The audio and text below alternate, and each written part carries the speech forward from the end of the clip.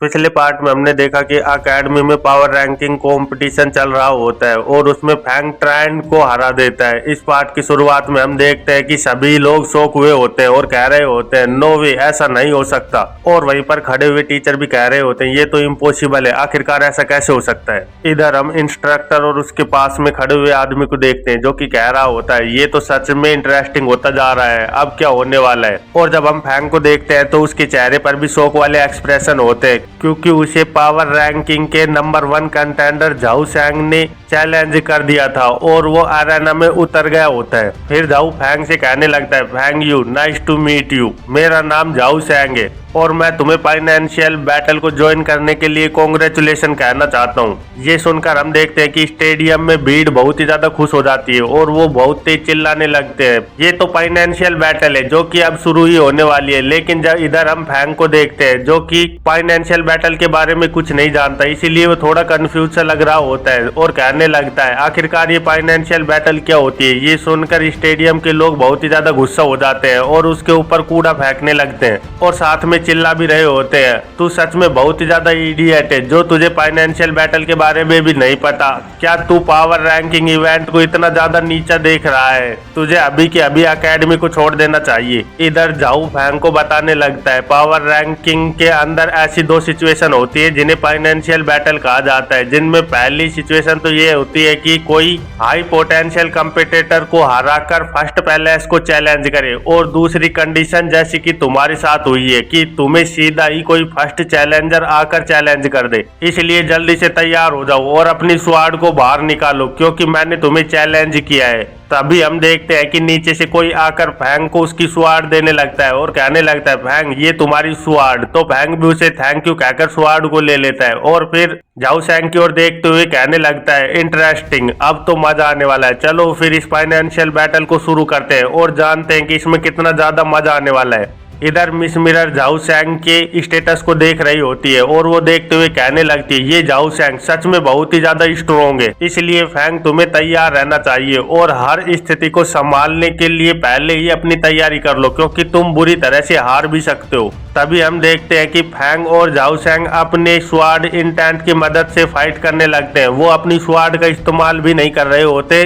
और अरेना के अंदर स्वाड स्लैश चल रहे होते हैं जिसकी वजह से उन दोनों के पैरों के नीचे की जमीन क्रैक होने लगती है और वहाँ पे बहुत ही ज्यादा विस्फोट हो रहे होते हैं जिसकी वजह से वहाँ के छोटे छोटे पत्थर उड़ उड़ कर दूर जा रहे होते हैं। तो ये देखकर वहाँ पे मौजूद टीचर भी शॉक हो जाते हैं और कहने लगते हैं ये इन दोनों ने तो अभी तक अपने वेपन भी बाहर नहीं निकाले, ये तो सिर्फ अपने स्वाड इंटेंट को एयर में फ्यूज कर फाइट कर रहे हैं। सच में ये कितना ज्यादा खतरनाक होता जा रहा है। अगर कोई इन दोनों के बीच में खड़ा हो जाए, चाहे वो कोई normal high rank martial artist ही क्यों ना हो, वो भी बहुत ही ज्यादा इंजर्ड हो सकता है। तभी हम देखते हैं कि झाऊ सैंग और फैंग दोनों अपनी स्वाड को थोड़ा थोड़ा बाहर निकालते हैं जिसकी वजह से अरेना के अंदर 2 क्यूआई एनर्जी की स्वाड बन जाती है और वो एक दूसरे से टकराती है। इनके टकराने की वजह से इतनी ज्यादा क्यूआई एनर्जी का विस्फोट होता है कि पूरे स्टेडियम के अंदर उनकी क्यूआई एनर्जी का असर पड़ रहा होता है जो कि बहुत खतरनाक होता जा रहा होता है। इसीलिए सभी टीचर अपने ऊपर एक प्रोटेक्टिव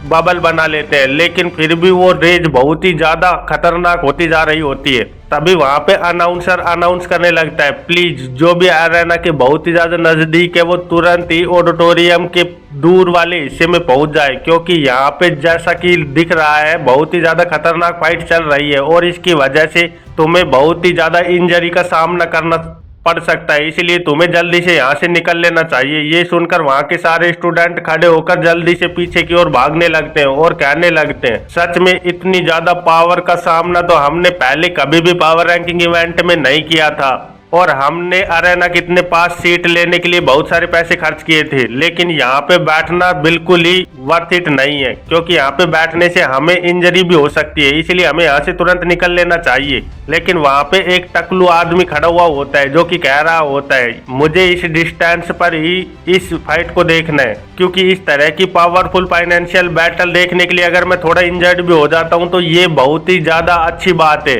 फिर यहाँ से सीन कट होकर हमें एरेना का सीन दिखाया जाता है, जहाँ पर फैंग अपनी स्वॉर्ड को बाहर निकाल कर खड़ा हो जाता है और कहने लगता है चलो अब इन सब छोटी स्मॉल ट्रिक्स को रोकते हैं और अब असली अटैक करने के लिए तैयार हो जाओ। ये सुनकर जाओ भी अपनी स्वॉर्ड को बाहर निकालने लगता है और कहने लगता है बिल्कुल क्यों नहीं, और वो अपनी तलवार को निकालकर सीधे ही रैंक 3 मार्शल टेक्निक ब्रूस्ट स्टेप्स का यूज करते हुए बहुत ही स्पीड से फैंग की ओर बढ़ने लगता है और जल्दी से rank 3 martial technique blood sword 9 style first style का यूज करते हुए फैंग पर अटैक करने के लिए आगे बढ़ जाता है। तो फैंग भी जल्दी से अपनी पॉइंट स्टार स्वॉर्ड टेक्निक का यूज करके उसके अटैक को डोज कर रहा होता है और वो झाऊ शैंग की स्वॉर्ड से अपनी स्वॉर्ड को टच कर देता है, जिसकी वजह से वहां पे बहुत ही ज्यादा एनर्जी निकलने लगती है। तो ये देखकर फैंग भी बहुत ज्यादा शॉक हो गया होता है, क्योंकि उस एनर्जी की वजह से फैंग के ऊपर बहुत ही ज्यादा प्रेशर पड़ रहा होता है और उसे झाऊ के अटैक को रोकने में परेशानी हो रही होती है। तो ये देखते हुए फैंग कहने लगता है सच में इसकी पावर बहुत ही ज्यादा है,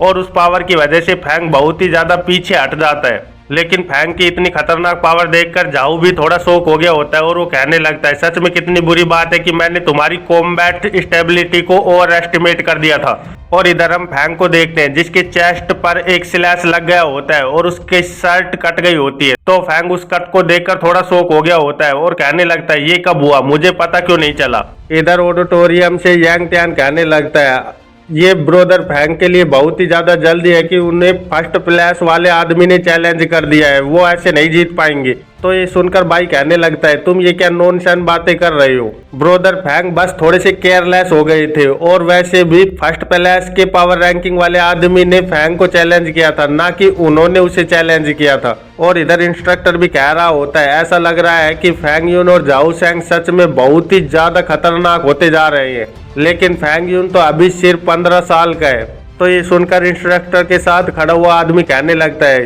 तुम्हारा इस तरह से डिसीजन पर पहुंचना बहुत ही ज्यादा जल्दी हो जाएगा। ये सुनकर इंस्ट्रक्टर भी कहने लगता है मुझे ऐसा मत बताना कि फैंग यून के पास अभी भी कोई ट्रम्प कार्ड बचा हुआ है जिसका इस्तेमाल वो अभी करने वाला है। और इधर हम फैंग को देखते हैं जो कि अपनी rank 3 martial technique spark sword technique का यूज करने लगता है, जिसकी वजह से उसकी स्लैश के अंदर बहुत ही ज्यादा फायर आ जाती है। ये देखकर झाऊ भी बहुत ज्यादा खुश लग रहा होता है और वो कहने लगता है तो तुमने न सिर्फ स्वॉर्ड इंटेंट को मास्टर किया है बल्कि तुम उसके साथ साथ एक फायर एट्रीब्यूट मार्शल आर्टिस्ट भी हो। बहुत ही ज्यादा अच्छी बात है ये, क्योंकि अब इस फाइट में बहुत ही ज्यादा मजा आने वाला है। और हम देखते हैं कि झाऊ अपनी rank 3 martial technique blood sword 9 style की 4th style blood and fire का यूज करता है, जिसकी वजह से उसके स्वॉर्ड स्लैश के अंदर फायर और ब्लड का मिक्सचर निकलने लगता है। ये देखकर फैंग भी बहुत ही ज्यादा शॉक हो जाता है और वो कहने लगता है ये तो इम्पॉसिबल है, क्योंकि झाऊ शैंग एक फायर एट्रीब्यूट मार्शल आर्टिस्ट नहीं है। क्या ये इसकी वजह से हो सकता है कि ये अपनी स्वॉर्ड को बहुत ही स्पीड से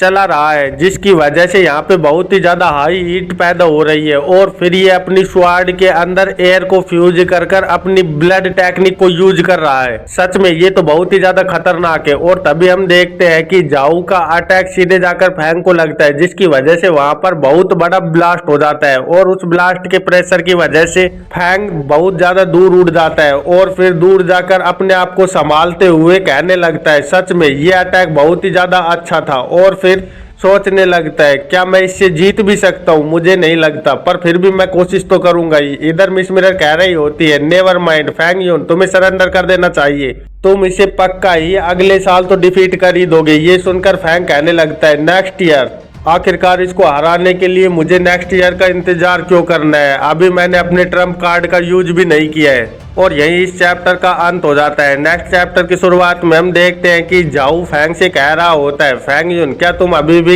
इस फाइट को कंटिन्यू करना चाहते हो। और हम देखते हैं कि झाऊ और फैंग दोनों अरेना के बीच में खड़े हुए होते हैं और अरेना पूरी तरह से डिस्ट्रॉय हो गया होता है। तो फैंग कहने लगता है ऑफ कोर्स क्यों नहीं। तो ये सुनकर झाऊ अपने मन में सोचने लगता है क्या इस बास्टर्ड के पास अभी भी कोई ऐसा ट्रम्प कार्ड है जिसकी वजह से ये मुझे हरा सकता है, इसीलिए मुझको अभी केयरलेस नहीं होना चाहिए। और हम देखते हैं कि फैंग अपने मिरर स्पेस के अंदर झाऊ को प्रोजेक्ट कर रहा होता है। तो ये देखकर मिस मिरर कहने लगती है फैंग यून तुम्हें इतने ज्यादा केयरलेस नहीं होना चाहिए। तो फैंग मिस मिरर से कहने लगता है जल्दी करो, इस टारगेट का कल्टीवेशन जल्दी से नॉर्मल ह्यूमन के स्टैंडर्ड पर ले आओ, और अगर तुम मेरे साथ और ज्यादा मजे नहीं लोगी तो मैं इसको पक्का ही जल्दी से हरा दूंगा, जिसकी वजह से मुझे कोई ना कोई तो ऐसी ड्रॉप मिल जाएगी कि मैं यहाँ पे फाइट में इसका इस्तेमाल कर पाऊँ। ये सुनकर मिस मिरर बहुत ही ज्यादा शॉक हो जाती है और वो कहने लगती है आखिरकार तुम करना क्या चाहते हो, क्योंकि ये तुम्हारे लिए बहुत ही ज्यादा खतरनाक हो सकता है और तुम पावर रैंकिंग फाइट के अंदर अब 2 झाऊ शैंग के साथ एक ही टाइम पर लड़ने वाले हो, क्या तुम ये कर भी पाओगे। पर इधर हम देखते हैं कि फैंग झाऊ पे अटैक करने के लिए आगे बढ़ जाता है और सोच रहा होता है मुझे एक साथ 2 काम करने हैं, यही मेरा ट्रम्प कार्ड है, क्योंकि मैं 2 काम एक साथ करने में बहुत ही ज्यादा अच्छा हूँ। और वो फुल स्पीड के साथ अपनी स्वाड लेकर झाऊ की ओर बढ़ रहा होता है। तो मिस मिरर उससे कहने लगती है हाँ वो तो ठीक है, लेकिन तुम इस काम को करने में मारे भी जा सकते हो। इधर फैंग अपना अटैक झाऊ के ऊपर कर देता है, लेकिन झाऊ आसानी से उसके अटैक को रोक लेता है और मन में सोचने लगता है क्या यही फैंग यून का ट्रम्प कार्ड है। तभी झाऊ थोड़ा सा शॉक हो जाता है और वो देखता है कि फैंग के चेस्ट पर लगा हुआ घाव धीरे धीरे ठीक हो रहा होता है। तो वो कहने लगता है क्या इसके पास दोनों वाटर और वुड एट्रीब्यूट है। ओह, तो ये इसका ट्रम्प कार्ड है कि ये लगातार अपने आप को रिकवर करता रहेगा और अपने वुंड्स को हील करता रहेगा। ये तब तक ऐसा करता रहेगा जब तक कि मैं पूरी तरह से थक ना जाऊं और मेरी पूरी एनर्जी खत्म ना हो जाए, और अगर ये सच में ऐसा करने में कामयाब हो गया तो मैं पक्का ही हार जाऊंगा। इसीलिए मुझे इस फाइट को जल्दी से जल्दी एंड करना होगा। इधर फैंग झाऊ के ऊपर लगातार अटैक कर रहा होता है और सोच रहा होता है मुझे अगर और ज्यादा टाइम चाहिए तो मुझे इसके साथ ऐसे ही फाइट को लगातार करते रहना होगा, और इधर मैं इसके साथ अपने मिरर स्पेस के अंदर ग्राइंड करता रहूंगा ताकि मुझे इसकी स्वाड टैलेंट और गोल्ड एट्रीब्यूट टैलेंट मिल जाए, जिसकी वजह से मैं इसको हरा पाऊंगा। तो फैंग को ऐसे लड़ाई करते हुए देखकर झाऊ भी कहने लगता है तो तुम चाहते हो कि मेरे साथ फाइट करते हुए तुम्हें टाइम मिल जाए और किसी तरह से तुम मुझे हरा पाओ। अब मैं समझ गया हूँ कि तुम क्या करना चाहते हो, इसीलिए मैं तुम्हें इस अटैक से हरा देने वाला हूँ। और फिर झाऊ फैंग के ऊपर अटैक करने लगता है, लेकिन फैंग भी उन अटैक को बड़े आराम से रोक रहा होता है और सोच रहा होता है सच में ये तो एक फ्रैक्वेस्ट अटैक था जो कि इतना खतरनाक होता है कि ये एक स्वार्ड को ऐसे काट सकता है जैसे बटर को एक चाकू काटता है। और उनकी ऐसी फाइट देखकर पास में खड़े हुए लोग कहने लगते हैं सच में ये कितना ज्यादा वियर्ड होता जा रहा है, क्योंकि इनके पहले किए हुए कुछ अटैक के अलावा अब ये जो अटैक कर रहे हैं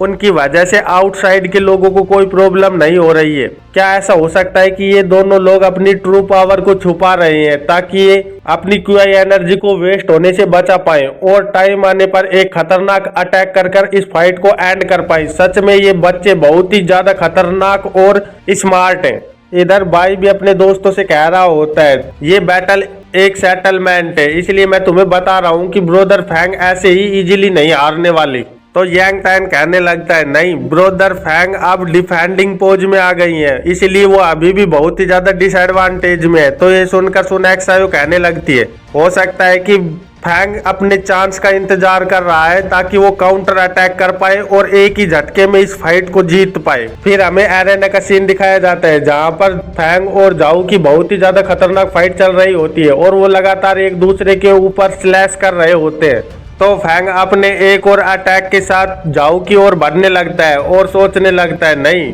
हमारी फाइट बहुत देर से चल रही है, इसीलिए इसको अभी तक तो पता चल ही गया होगा कि मेरे पास वाटर और वुड एट्रीब्यूट दोनों है जिनकी मदद से मैं अपनी एनर्जी को रिकवर कर सकता हूँ। इसीलिए ये इतना ज्यादा डम तो नहीं है कि ये फाइट को इतना ज्यादा लंबा चलाए। इसलिए मुझे कुछ समझ नहीं आ रहा है आखिरकार ये क्या प्लान करना चाहता है। इधर हम झाऊ को देखते हैं जो अपनी स्वाड से एक और ब्लड स्लैश अटैक करता है और कहने लगता है फैंग यून तुम पावर के सामने कुछ नहीं कर सकते और तुम्हारी ये सारी ट्रिक्स यूजलेस है। तभी इंस्ट्रक्टर के पास में खड़ा हुआ वो आदमी कहने लगता है झाऊ को देखकर मुझे ऐसा लग रहा है कि अब वो अपने उस मूव का यूज करने वाला है। तो इंस्ट्रक्टर उनकी ऐसी बात सुनकर कहने लगता है मुझे इन्हें रोक देना चाहिए, नहीं तो फैंग यून पक्का ही मारा जाएगा। तो इंस्ट्रक्टर के पास में खड़ा हुआ आदमी कहने लगता है नहीं, तुम ऐसा नहीं कर सकते, क्योंकि स्टूडेंटों को ये बात समझनी चाहिए कि यहाँ पे सर्वाइवल के क्या रूल है और उन्हें इन रूल्स को अपने दिमाग में बैठा लेना चाहिए। तो ये सुनकर इंस्ट्रक्टर कहता है लेकिन फैंग यून जैसा एक जीनियस यहाँ पे मारा जाएगा, ये एकेडमी का बहुत ही ज्यादा बड़ा लॉस हो सकता है।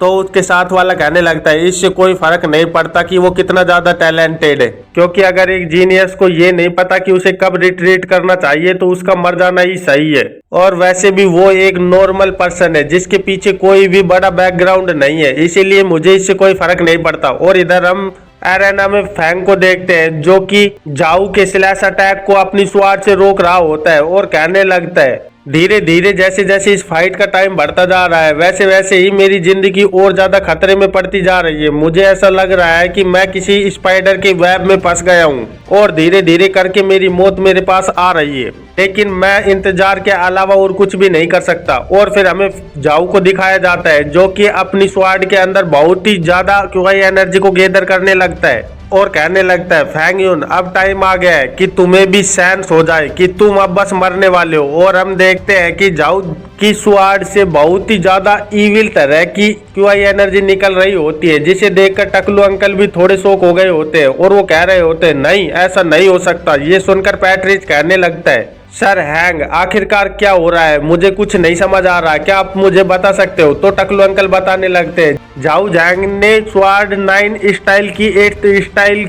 मास्टर ब्लड का यूज कर रहा है, तो नो वंडर कि वो लगातार इससे कितने भी अटैक कर सकता है। ये सुनकर पैट्रिक टकलू अंकल से पूछने लगता है तो क्या आप मुझे बता सकते हो कि इसकी वजह से फैंग यून का क्या होने वाला है। तो टकलू अंकल कहता है वो पक्का ही मारा जाएगा। अब मेरे समझ में आ रहा है कि जाऊ के जितने भी वो पिछले अटैक जाऊ कर रहा था वो असलियत में उसकी एनर्जी को एक स्पेशल एनर्जी में बदलकर एरेना में फैला रहा था और उस एनर्जी की वजह से आसपास की सारी एनर्जी एक जगह पर ब्लॉक हो जाती है, जिसकी वजह से वाटर और वुड एट्रीब्यूट अपना काम करना बंद कर देते हैं और फिर ये एट्रीब्यूट एयर से वापस से एनर्जी को गैदर नहीं कर सकते। तो ये देखकर फैंग भी कहने लगता है आखिरकार यह हो क्या रहा है, मैं अपने वुड एट्रीब्यूट और वाटर एट्रीब्यूट की हेल्प से एनर्जी को क्यों नहीं गैदर कर पा रहा हूँ। और इधर हम जाऊ को देखते हैं जो कि बहुत ही ज्यादा खतरनाक लग रहा होता है और वो अपने अल्टीमेट अटैक को करने के लिए तैयार हो जाता है और कहने लगता है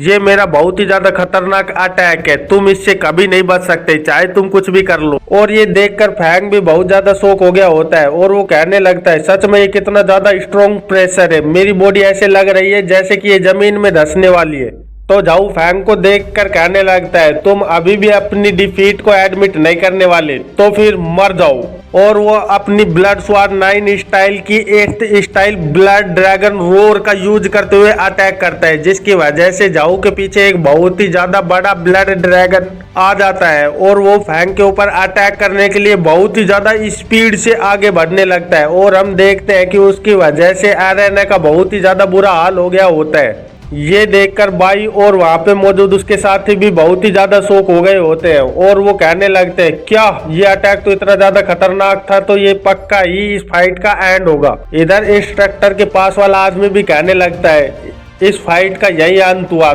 लेकिन इंस्ट्रक्टर कहता है नहीं अभी इसका अंत नहीं हुआ है। तो उनके साथ वाला आदमी कहने लगता है मुझे पता है कि तुम्हें आउट सिटी वाले ओल्ड बास्टर्ड ने इस फैंग यून का ध्यान रखने के लिए कहा था, लेकिन कुछ लोग होते ही एलिमिनेट होने के लिए, इसीलिए ये होना तो जायज था। लेकिन तभी वो इंस्ट्रक्टर कहने लगता है नहीं उसने उस अटैक को ब्लॉक कर लिया। ये सुनकर उसका साथ वाला आदमी बहुत ही ज्यादा चौंक जाता है और कहता है आखिरकार ऐसा कैसे हो सकता है। और इधर हम फैंग को देखते हैं जो कि मुस्कुराते हुए कह रहा होता है लकीली ये मेरा पहला टाइम नहीं है कि मैं ऐसे अटैक के साथ हिट कर रहा हूँ, क्योंकि मैं मिरर स्पेस के अंदर पहले ही ऐसे कई अटैक्स को झेल चुका हूँ, इसीलिए मुझे पता है कि ऐसे अटैक्स को कैसे हैंडल करते हैं। और इसी के साथ इस चैप्टर का अंत हो जाता है। तो फिर मिलते हैं एक नई चैप्टर में, तब तक के लिए बाय बाय।